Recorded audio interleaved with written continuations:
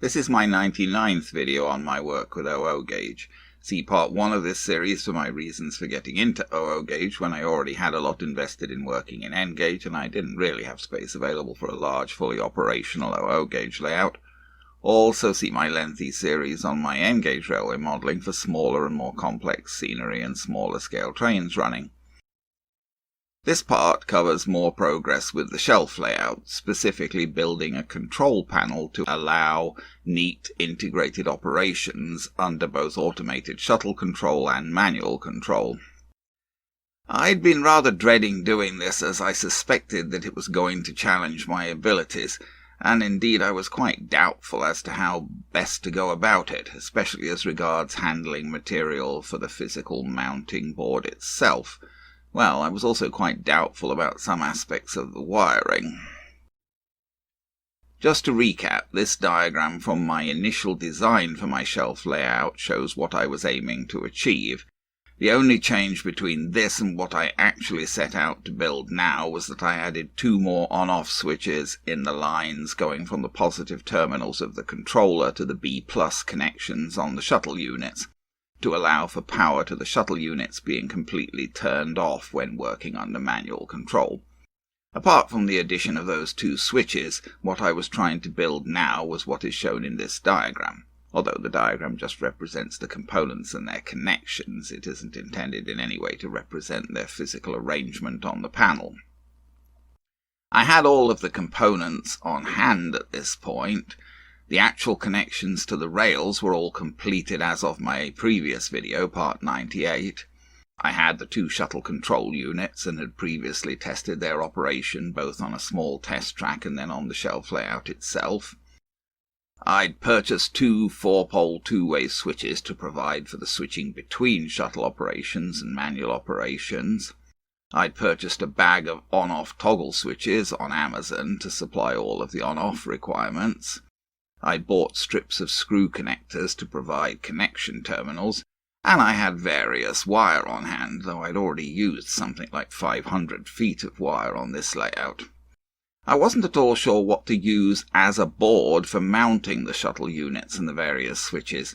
I had thought at first of using plywood, but it seemed that the switches were intended to mount in some fairly thin material, and ideally that material should be quite readily workable, as I would need to cut holes of various shapes and sizes in it, as well as screwing various things to it. I eventually had the idea of using this, basically just because it was something that I had hanging around and it seemed that it would fit the bill. This is actually the top off a plastic stackable drawer unit. I'd bought a bunch of these drawer units for storing rolling stock, and when you stack the units, you remove the tops from all of the units in the stack except the top one, to allow for joining the units together in a stack. So I had several of these tops hanging around doing nothing useful. They're made of plastic, which is quite flexible, and which seemed to be soft enough that it shouldn't be too difficult to drill or cut holes in. On the other hand, the top pieces seemed quite rigid enough to work as a panel.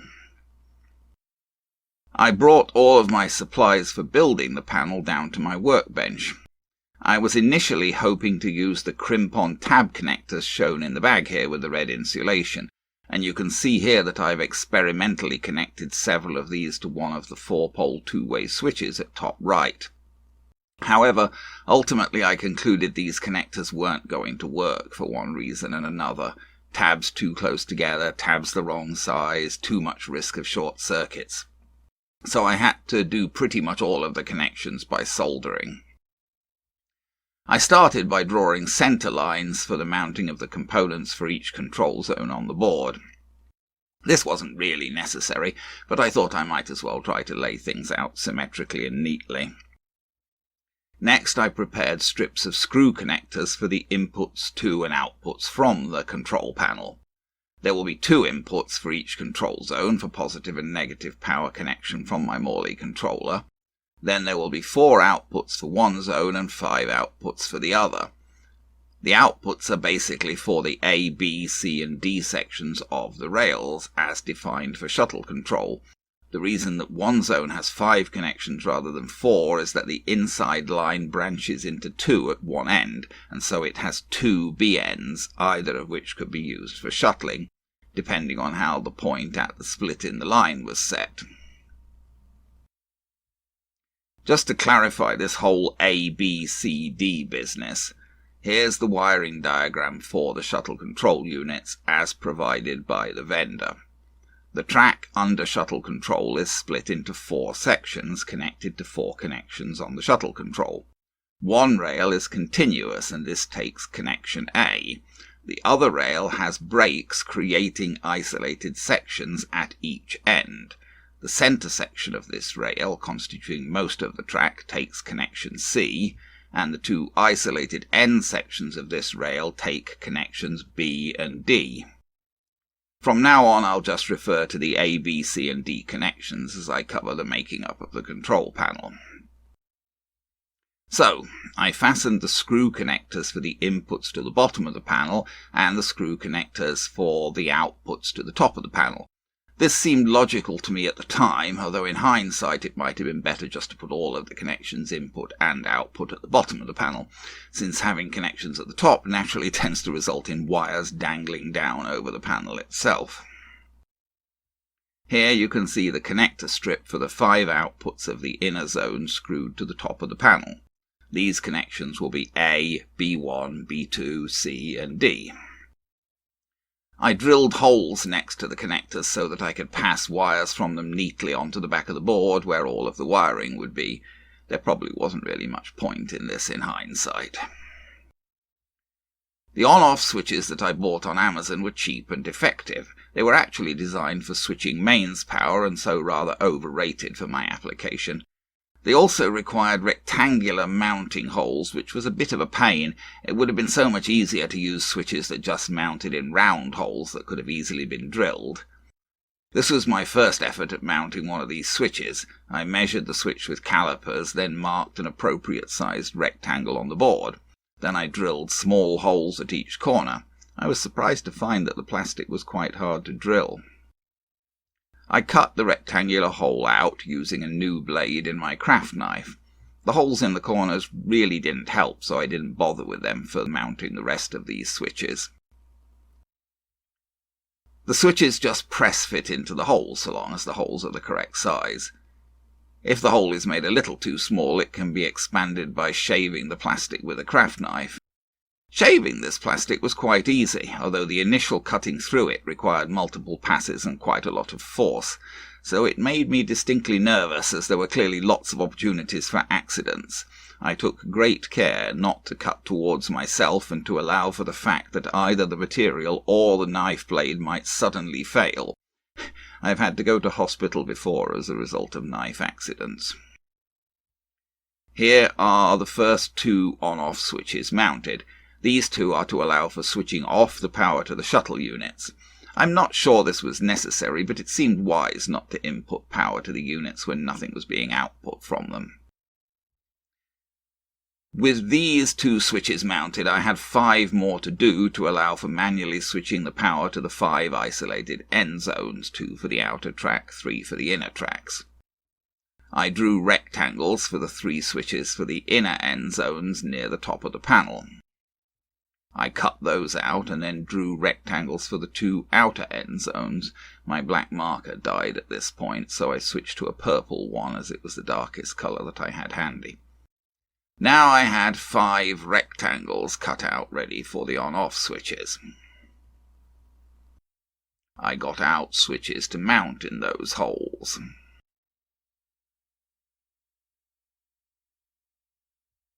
So now the input and output connectors were mounted and the 7 on-off switches. Next, I needed to mount the 2 4-pole two-way switches, one for the outer line and one for the inner lines. I marked a position for these on the centre lines for each zone. These switches were designed to mount in circular holes using simple mounting nuts on their threaded bodies. I measured one of the switches, found an appropriately sized drill bit and drilled the holes for the switches. Before mounting these switches, I tested them with my multimeter. I wanted to be sure that they worked and to be clear as to how they worked. As you would expect, each tab in the center row on the switch was connected to either the corresponding tab in the upper row or the corresponding tab in the lower row, depending on how the switch was set. When the switch toggle was up, the lower row of tabs were connected to the center row. When the switch toggle was down, the upper row of tabs were connected to the center row. I mounted the switches in holes on the board. This worked okay, though it wouldn't have worked if the material had been much thicker, so it was just as well I didn't use plywood. I mounted the switches with the toggles going from side to side, as I thought this would make the wiring arrangements a bit easier. With all of the switches mounted, I started to connect up the wiring. First, I connected the outer poles of the on-off switches to their corresponding inputs and outputs. I had to solder these connections, as the tabs on the switches were meant for mains wiring, and soldering was really the only way that was going to work with my wires.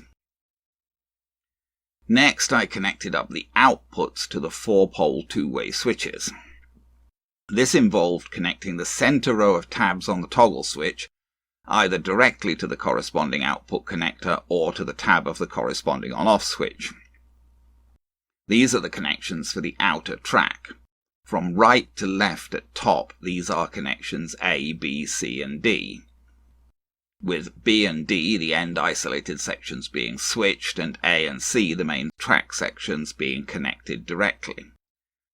I concluded that I had to solder the connections to the toggle switches, as the tabs were too close together to trust push-on connectors not to short-circuit. I connected the center tabs of the other two-way switch to the output connectors for the inner lines, A, B1, B2, C, and D. Then I connected the input power connections to one side of the two-way switches, since these switches were intended to route power directly from the controller to the outputs when set one way, and to route from the shuttle control units to the outputs when set the other way. Here's a close-up of one of the 4-pole two-way switches after I made all of the connections. As you may imagine, making all of these connections was not easy. Well, I guess it depends how good your soldering skills are. If you're proficient in soldering micro-circuit boards, this might appear simple. It certainly challenged my soldering skills. As noted, the center row of tabs go to the outputs A, B, C, and D from bottom to top, as seen here. The right-hand row of tabs will be connected to the shuttle control unit, again A, B, C, and D from bottom to top. I managed to use different coloured wire for each of these to avoid confusion when it came to passing the wires through the panel and connecting them to the shuttle control units. The left-hand row of tabs are connected directly to power coming in from the controller. Connection A is connected to one side of the controller, and B, C, and D are all connected to the other side of the controller, since B, C, and D are all sections of the same rail. For the inner tracks seen here, I connected the negative from the controller to the split inner rail. For the outer track seen here, I connected the positive from the controller to the split inner rail. This was because I wanted the direction of the trains on the two tracks to be opposite, so that a forward setting from the controller would have the train proceeding on the left-hand track. The connections from the controller inputs to the toggle switches were direct, not through the on-off switches. The on-off switches for the controller inputs were specifically intended for switching off power to the shuttle units. At this point, I had basically wired everything except the shuttle control units themselves, and was ready to mount the shuttle control units on the control panel. But before doing so, I wanted to be sure that all my wiring worked, and given how fiddly some of the connections were and my limited soldering skills, I wasn't all that confident. I tested all of the connection paths with the switches in each position with my multimeter. Fortunately, all of the connections seemed to test out okay. So I proceeded to mounting the shuttle control units. I wanted to mount these on the front of the panel so that I would be able to see the LED indicators on the units. The units had mounting holes in their corners. I drilled holes in the panel based on the mounting holes in the shuttle units. I screw-mounted the shuttle control units to the front of the panel.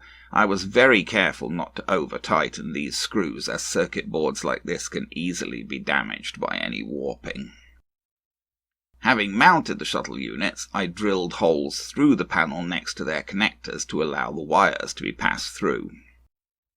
I passed the wires through the board and fixed them into the corresponding screw connectors on the shuttle units. A, B, C and D coming from one side of the 4-pole toggle switch, and B plus and B minus coming from the controller power input, with B plus being switched by an on-off switch. I took the board up to the layout and made preliminary connections to the inputs and outputs for testing. When initial testing indicated that the panel was working, I wanted to mount it so that it could easily be used but not be in the way. I couldn't mount it directly to the wall as the switches and wiring on the back required some clearance. I screwed sections of 2x2 to the wall on which to mount the panel. As mentioned earlier, it would probably have made things easier if I put all of the input and output connections on the bottom of the panel, as now when I connected things, all of the output wires dangled over the front of the panel. I used a zip tie to hold those wires out of the way, at least up to a point. I printed labels for the panel on my label maker. I didn't go overboard on this, but I labelled the sections for the 2 control zones and the shuttle direction of the toggle switches. I figured this should be enough to stop me getting confused. I suppose I could label the on-off switches as well. I had initially attached the panel to the 2x2s with just a screw at each top corner, but I realised that the panel wasn't held firmly like that, which made operating the switches awkward, so I put additional mounting screws through the bottom corners. I missed the wood with the first one at bottom left, hence the extra hole. So, I finally had my control panel built and mounted. Now let's see some demonstration running video. Okay, well, I hope, and I do think this control panel is actually working now. So, how have we got it set at the moment? I don't know how easy this is to see on the video. I've got the shuttle control switches, these switches that switch on and off the shuttle set to shuttle. I've got the power to the shuttles off. And currently I've got both of the B connections up. Now they control the power to these 2 end sections here.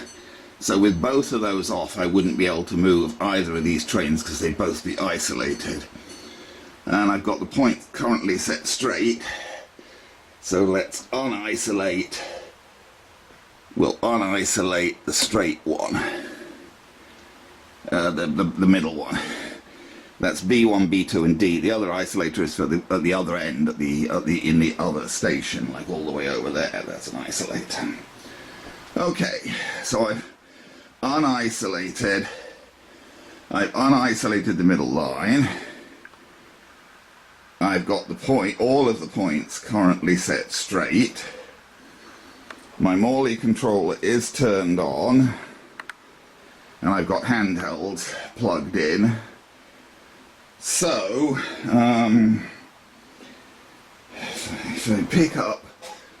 if I pick up one of the handhelds now, oh, he's actually the back line. Let's do the other line first, the one I just turned on. Okay, so I pick up the other handheld. This is the handheld on line 4, which is the inside line. That could be either of the 2 trains closest to us at the moment, but currently it should be the pug. And we need him to go backwards because he's almost at the... There we go. Now this has got nothing to do with the shuttle. The shuttle is totally switched out at the moment. I'm just doing this manually. He is going... That carrot coach is going to rock as he goes over the points. That's one of those old Triang coaches. He does not know. He won't stop automatically. I've got to manually stop him in the station there. Well, I could make him stop automatically. But if I turned the isolator on before I ran him into the station, even when I'm controlling manually, he would stop automatically as soon as he ran into the isolator. but I don't have the isolator switched off there. So I could now, I can run him all the way back to the buffers and into the buffers if I want to, but I don't. So let's bring him back the other way. And as I say, I'm controlling this from my left hand with the wireless control from the Morley. And we'll slow down there. Same thing applies here. I could make him stop automatically by turning the isolator on, but I've not got it turned on. Okay, so now let's make a couple of changes. We're still going to do manual control, but we'll flip the switch. I'm going to put that controller down a bit because it doesn't want to reach there. We'll turn, whoops, we'll turn that one off, and we'll turn the other one on. So now I've turned on the isolator where that Ginty with the two little four-wheel coaches is, and I flipped the point, so if I'm doing it right, I should be able to operate him now. And again, this is all operation as if the shuttles didn't exist. They're switched out. So now he's going to go over the point when he gets there.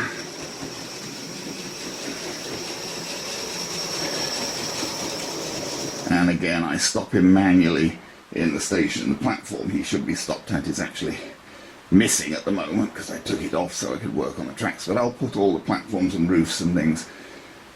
So the station's back on again shortly, and we'll go back the other way. Again, I'm just controlling this with the handheld control in my left hand. I got some more roofs on order. Well, I bought 3 more from British Model Trains, and I've got 1 more on order from the UK, so I'm going to extend the platform roofs at some point. Okay. So we'll put that handheld down. Famous last words, I'm getting my handhelds confused here. We'll put that handheld down, try and avoid tripping over the wire of it. They do have rather long wires, so they get wrapped around your feet fairly easily if you're not watching what you're doing, because they're like 5-meter wires. Okay, so now I'm going to try and operate that red Ginty on the far line. He needs kind of a lot of power. Yeah, I got to turn the power up pretty high to get him moving. That's partially because he's an old engine and partially because he's pulling 2 Triumph coaches that are really bulky. So he's having to put in a lot of power to move those. And again, I ran him into the buffers. It's because I was trying to operate him. Is he still working? Yes, he is. I ran him into the buffers, see, because I wasn't using the automated isolating section to stop him. And I was trying to watch him just through the viewfinder of the camera, and I mistimed and hit the buffers with him. Woof. Oh well.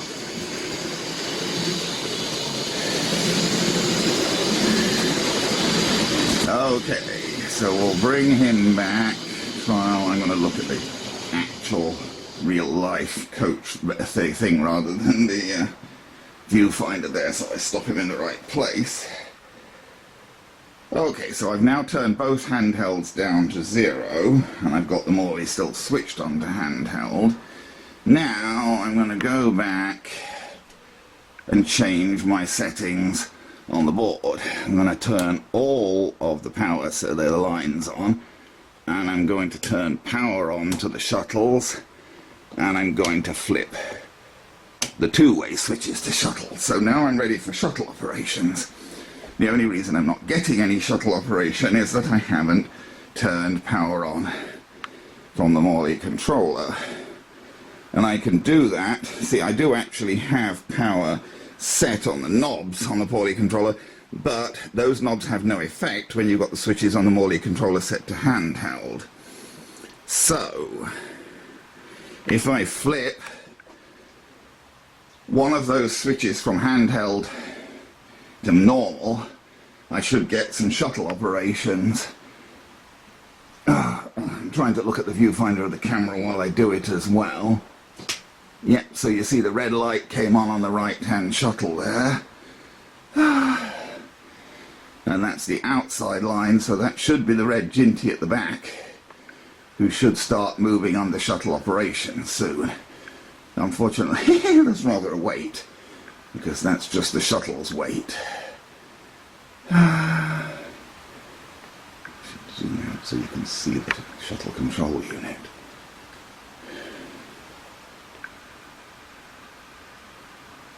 Getting better at operating the zoom of this camera as I work more with it. Come on. I'm not given up yet. The weight on this can be rather long, and it's so hard to adjust the weight. I could turn it down, but then I try and turn it down just a little bit with the plot on the shuttle, and it hardly weights at all. Yep, well, there's the red light, and there it goes. Once you get the red light, a moment after you get the red light, off it goes.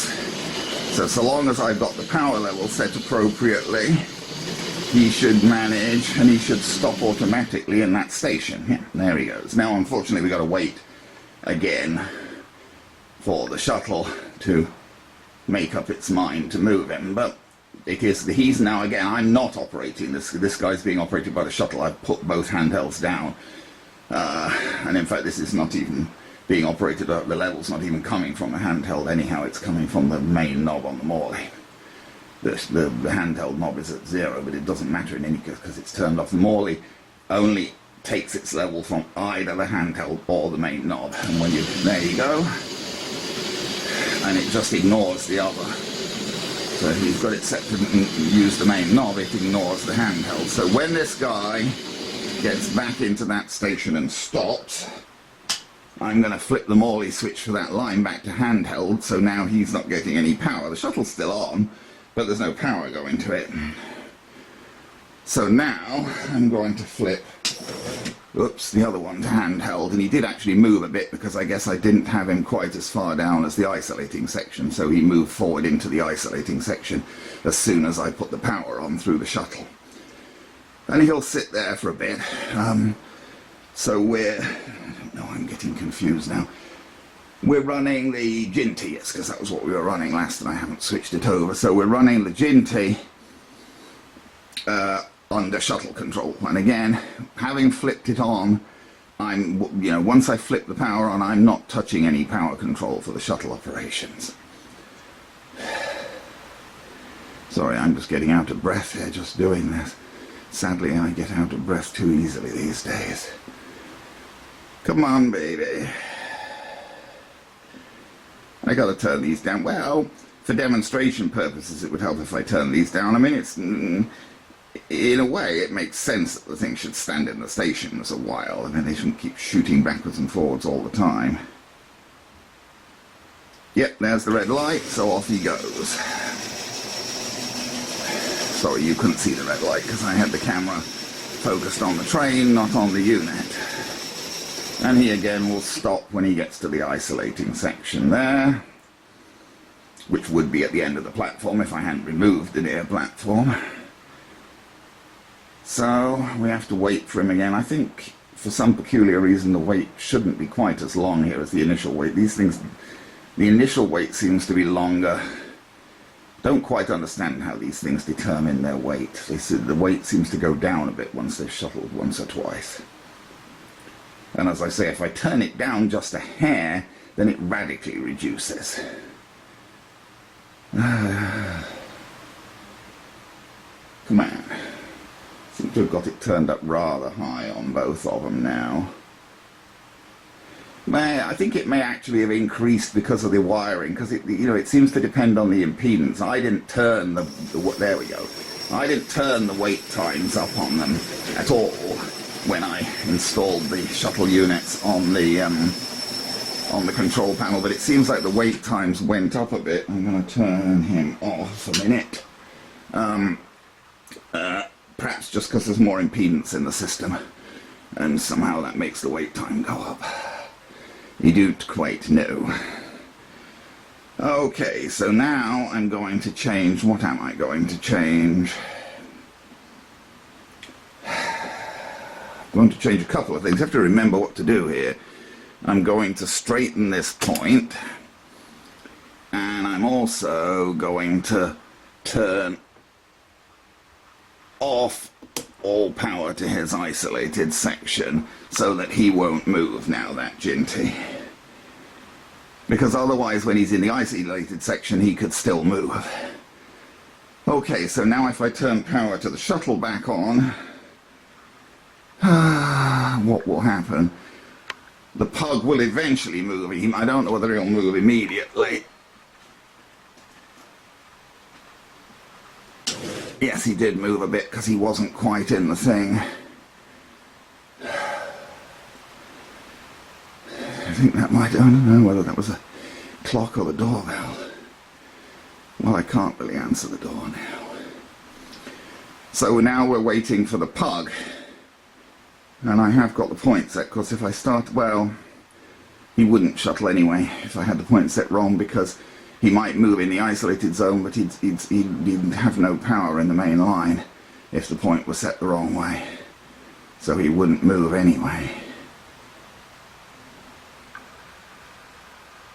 Going to zoom out so you can see the unit.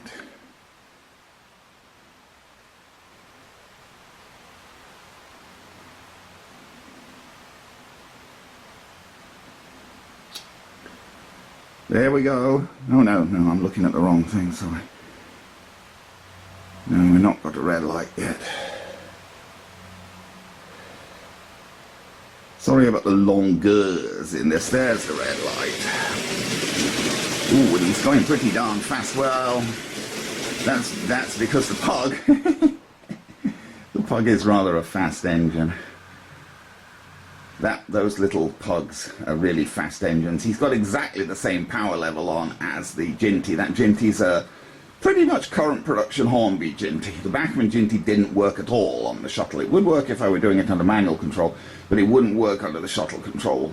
I don't think the shuttle controls like coreless motors, so the Bachmann Ginty, which looks very like that Hornby Ginty, but the Bachmann Ginty just wouldn't work. He just moved very erratically in speed. I couldn't even get him to go from end to end under shuttle control. But that's a current production Hornby Ginty, which does not have a coreless motor, and it works fine. But it's not quite as fast as this pug. This pug is a speedy little engine. Unfortunately, the turnaround is not speedy. We're waiting while he unloads passengers, even though he hasn't got a platform to unload them on now. But he will have one. There he goes. Good Lord, he don't half move fast. Okay, I'm going to turn off the power. And basically that's it for the end of this demonstration. But I think we've demonstrated, we've not done every possible thing we could do, for sure, with this layout. But I think we've definitely demonstrated that the control panel, thank goodness, does now work for both manual control and shuttle control.